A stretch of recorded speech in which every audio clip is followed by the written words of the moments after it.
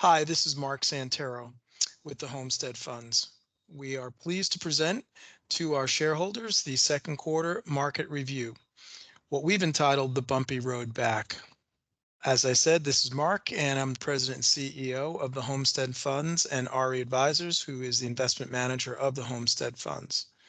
With me today, I have two of our senior portfolio managers. From the fixed income team is Mauricio Agudelo, and from our equity team, Jim Polk. Both will be discussing the portfolios that they oversee in the Homestead lineup. As usual, our agenda is pretty straightforward.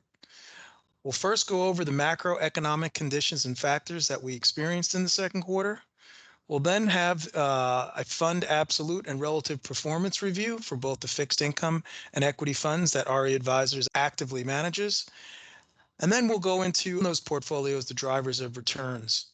And then last but not least, what's ahead, an outlook and fund positioning going into the third quarter of 2021. So without further ado, I'm going to turn it over to Jim Polk first to discuss the bumpy road back from an equity perspective. Take it away, Jim. Thank you very much, and thanks everybody for joining us. There were really three overarching themes in the second quarter that affected the equity markets. The first was the reopening of the economy, right? Lots of pent-up demand that existed out there from being shut in. People really wanted to go back out. And the question really was, how fast were they going? We went from buying stuff for our homes, furniture, stuff like that, to going out to restaurants or more experiential things. You saw air travel pick up. And so you really had a reopening piece. And what really is affecting it is the slope of that, right? And we'll talk about this later, but how fast is that really going to happen? And so you have a reopening economy, but there's some bottlenecks, labor shortages. The second big overarching theme was inflation and whether or not that was going to be temporary or not. But we're certainly starting to see that. And in fact, anecdotally, just the other day on the news, I saw that used car prices in some used car models are actually more expensive than new cars. Why would that be? Well, because it takes longer to get a new car because some of the semiconductor chips that would go into it are facing bottlenecks and there's shortages. So you're seeing inflationary aspects to the economy as well. And then the third is really just the Fed and how accommodative they will be from a monetary policy. They've been talking about, I'm sure Mauricio will go into greater detail, but basically they've been talking about inflationary being temporary. And the question the markets have, the equity markets have certainly is, for how long will they be accommodative? And with that, actually, I will turn it over to Mauricio.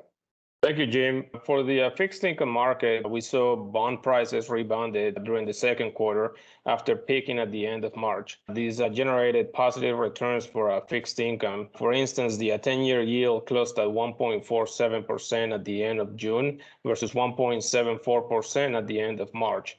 The move largely reflects an adjustment in inflation expectations down the road and the transitory nature of some of the higher than expected inflation prints, as you just discussed, Jim, that we saw in April, May, and June. The economy continues to recover and reopen. The vaccination program helped decrease the number of cases, hospitalizations, and deaths. However, we have seen more recently that the Delta variant in particular is driving cases back up in communities with low vaccination rates. And this is certainly cause for concern for the markets and will be a source of increased volatility until we get the virus under control. Federal, state, and local governments continue to emphasize to our communities the importance of getting vaccinated for a safe reopening of the economy. And with that, let me hand it back to you, Mark. Thank you, Jim. Thank you, Mauricio. Rather than keep going, why don't I just hand it right back to you, Mauricio, and if you can review the fixed income portfolios, starting with the short-term bond fund. Absolutely. For the second quarter, the short-term bond fund had a really strong quarter, returning 0.51% versus 0.3% for the benchmark. And this brings the fund slightly ahead of the benchmark year to date through the end of June. So now the factors that worked positively into performance, our overweight allocation to corporates, in particular financials and industrials. And additionally, our ABS exposure was also a positive contributor. Our yield curve positioning benefited during the quarter due to the flattening of the curve. In this case, the 2-year Treasury yield versus the 5-year Treasury yield. This is something that actually detracted in the first quarter, and it came back in the second quarter. What didn't work? Our underweight allocation to treasuries and agencies. This was a detractor during the quarter. Next slide, please. If we look into the portfolio positioning, the fund continues to be overweight corporates and ABS while we are underweight treasuries. Additionally, the fund's duration is shorter than the benchmark as we see the potential for higher rates down the road. Next, if we go into the intermediate bond fund performance for the quarter, the fund also had a strong quarter, outperforming the benchmark by 42 basis points and bringing total outperformance year to date by 80 basis points or 0.8% through the end of June. What worked? Similar to short-term bond, our exposure to corporates, financials, and industrials, and our agency and ABS allocation also contributed to performance. What didn't work? Underweight allocation to treasuries. This detracted from performance, followed by utilities. And last but not least, CMBS and sovereigns. These two sectors where we have zero exposure given valuations. Finally, in terms of portfolio positioning, similar to short-term bond fund, we continue to favor the corporate market, and that's reflected in our overweight positioning. We are also overweight asset-backed securities. On the other side, we are underweight treasuries and MBS. The duration of the fund is also shorter than the benchmark. We view this currently as a defensive strategy versus the possibility of higher rates in the medium term. Thank you, Mark. Thank you, Mauricio. Before I turn it over to Jim to go over the equity performance for the quarter, I wanted to take a brief moment to introduce the Rural America Growth and Income Fund. The 10th fund in the Homestead lineup was launched on May 1st of this year. This is a truly unique product as far as we view what's available in the marketplace. The fund is a combination of equity and fixed income securities that contribute to rural economies where our members reside.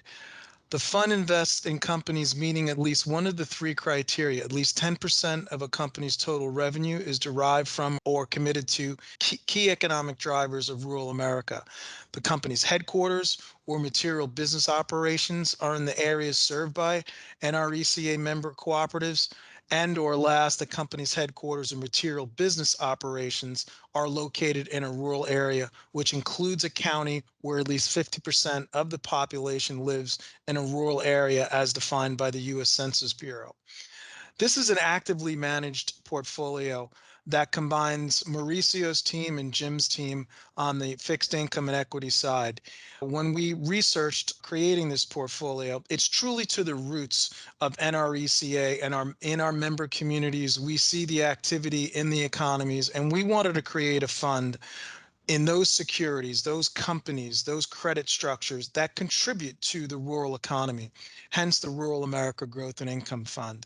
Its benchmark is a mixed asset target allocation between growth funds and fixed income funds. You see our ticker symbol, and at least 30% of the assets has to be in either asset class. And currently right now we're about 60% in equities and 40% in fixed income securities. We look forward to sharing more with you on the Rural America Growth and Income Fund as the fund matures. So now I'm going to turn it back over to Jim to go over our equity performance, starting with the value fund. Jim? Great, thanks, Mark. So if you look at the performance of the fund, you'll see that we actually had a decent quarter. We outperformed the benchmark by about 130 basis points. And as I said initially, there was this reopening of the economy trade. So it was really more the economically sensitive sector that did well. So notably energy, real estate, and financials that all outperformed in the large cap value universe. Now, we happen to be underweight those three sectors, and that hurt our performance slightly.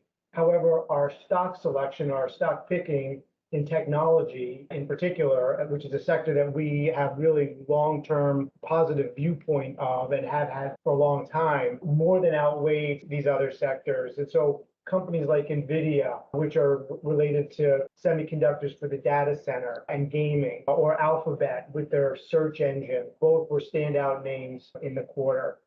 You'll see that we really do continue to have that overweight weighting in healthcare, which we really like, tech, which we really like, industrials, which we also really like for the long term. And where we tend to be underweight are the utility sector, the energy sector, where we think there's less good long-term prospects. Now, that doesn't mean that you can't own them here and there, but we really like the other three sectors much better. And then finally, when you look at the valuation metrics, what we really strive for is to have sort of a higher quality, when you put it all together, a higher quality portfolio that trades comparably to, if not below, the Russell 1000 value. You can see we're a cheaper portfolio to the benchmark with sort of higher returns on equity. And that's where we like to be. If you look at the small cap performance, again, we outperformed in the quarter in small company, up 5.4 versus 4.3. But here was a little bit more of a mixed bag in terms of the economic cyclical sectors that were doing well. In energy and real estate did very well, but industrials and financials did not. And for small company, we would make the argument that there's a lot more stock selection that goes there than sector allocation. And in any given quarter, that could be the case. And so just broadly speaking for the fund, our underweight in telecom services and energy actually detracted from performance. With stock selection, in this case in the healthcare sector, was particularly strong this quarter. We also benefited from several takeouts. So CoreMark, a long-term hold, was taken out. QTS, which is a data center REIT, and Extended Stay, which is a long-term lodging company, were all taken out. And you would think over time that we will benefit from that. It's always lumpy, but it's always nice when you get a takeout. Like the value fund, our sector weightings tend to be skewed, our overweights tend to be skewed to the healthcare, technology, and industrial sectors where we think there's long-term value. And I would just point out, like, our valuation metrics are slightly above the benchmark, but we believe that because of some of the names that we don't own, it skews that a little bit. But again, some sort of higher quality valuation that's comparable to the benchmark. And with that, I'll turn it back to Mark. Great. Thank you, Mauricio. Thank you, Jim. We've had the opportunity to review our portfolios and what happened in the second quarter and year to date. But as I'm sure, given the bumpy road back that we've discussed, what lies ahead? I will share that back in January, our first bullet point on the market outlook was there were going to be volatile markets. And we've certainly experienced that throughout the first half of the year. Equity and fixed income markets, as Mauricio and Jim point out, were volatile. And what's going to happen going forward? And as Mauricio said, a lot of that is going to be predicated upon how we handle the pandemic. The recovery came back strong and fast in the second quarter, almost a quarter earlier than anticipated, and that was because of the vaccine rollout and the aggressiveness the U.S. took with Pfizer and Moderna and Johnson & Johnson. So what is ahead? A lot of talk about inflation. I'm going to ask Mauricio to address inflation and then treasuries, and then ask Jim to close it out for us. So Mauricio, please. Yes, Mark, as we have seen this year, we have seen a recent uptick in inflation.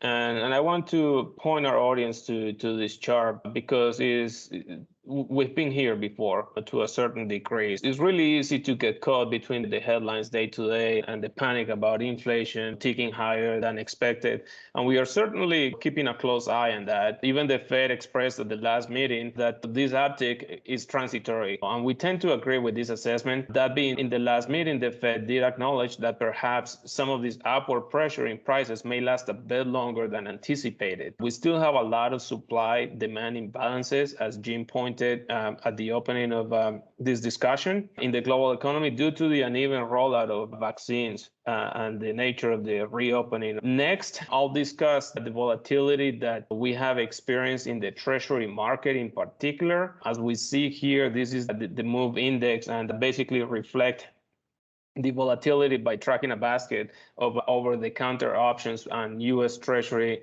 notes and bonds. We continue to expect this degree of volatility to persist. There are a few dynamics at play as investors reassess the outlook and the potential impact of COVID-19 variants. We still believe that vaccinations remain a critical component to contain the virus, reduce transmission, and protect our communities.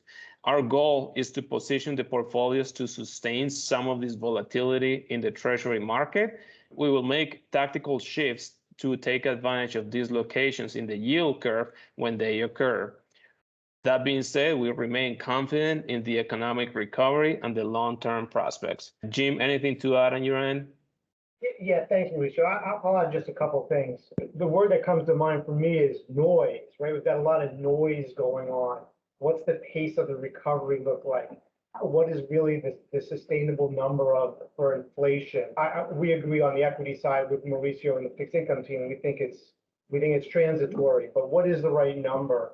So we think until we sort through all of that, the markets are going to remain volatile. We are of the belief that we are still in a long-term bull market. We think markets don't just end of old age. They end because you go through a significant tightening cycle and that's because of inflation. Therefore, if inflation is temporary, you're not going to see that cycle, even though the Fed might raise rates a little bit. They're not going to end it so much to end the bull market.